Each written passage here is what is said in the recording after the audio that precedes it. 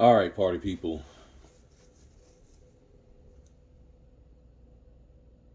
This is the equipment that I have.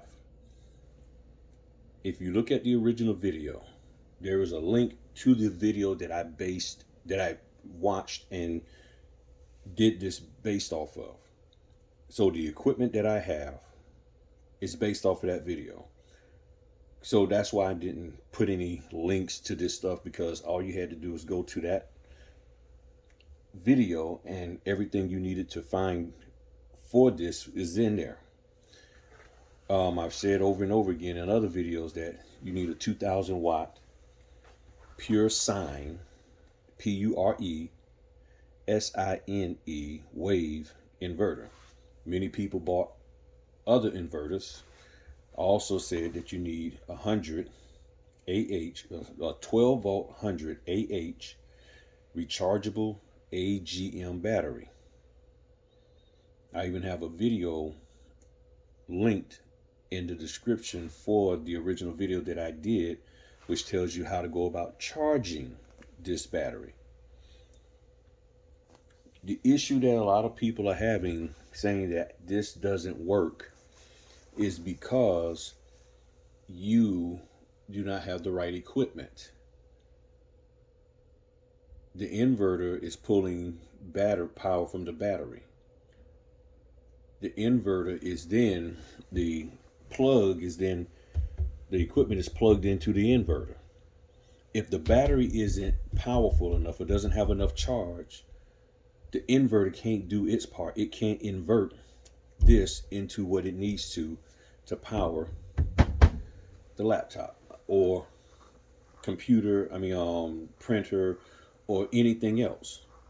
So the inverter has to have everything. The battery has to be right. The inverter has to be right. I've been using this. I've shown y'all videos. So you have to get the right equipment. You cannot cut corners. You cannot just buy a regular old car battery. You cannot just go get a RV battery. You need to show them the video and tell them this is what you're trying to do. Because when you go to these car places or these battery shops, they don't get what we're trying to do. They don't understand. And they're thinking that, oh, you don't need a 2000 watt inverter. You just need a 1500. Oh, you don't need a 100 AH battery. You just need a 50 AH battery. That stuff doesn't work. Okay? So if everything is plugged in right, everything is working right, when I turn this on, this will turn on.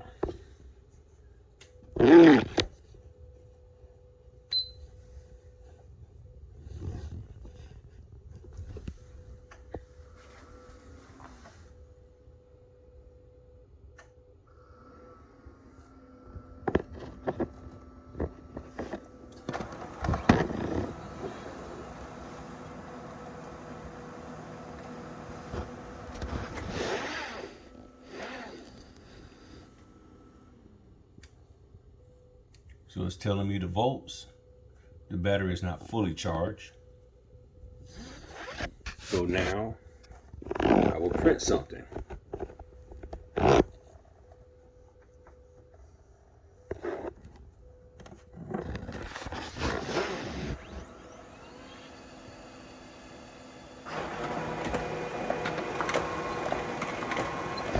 It's plugged in.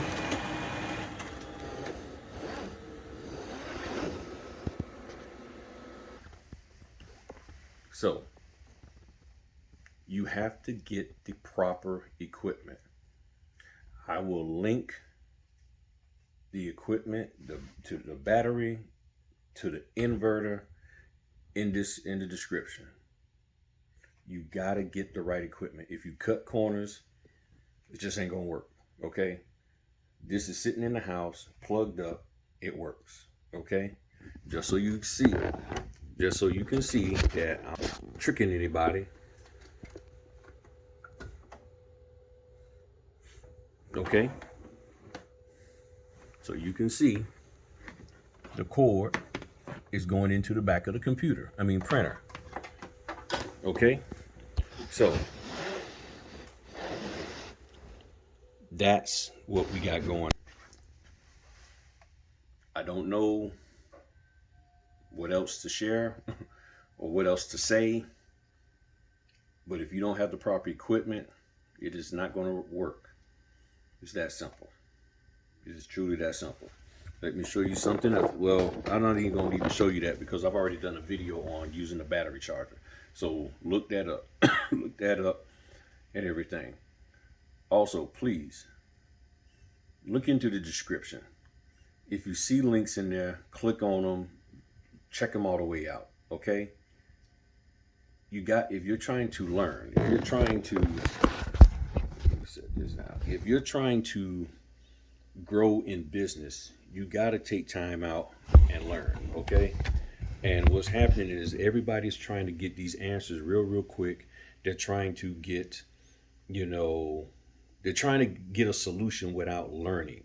Okay? If you plan on being successful, if for some reason people are not available to you, you got to be at a point that you've learned the information for yourself.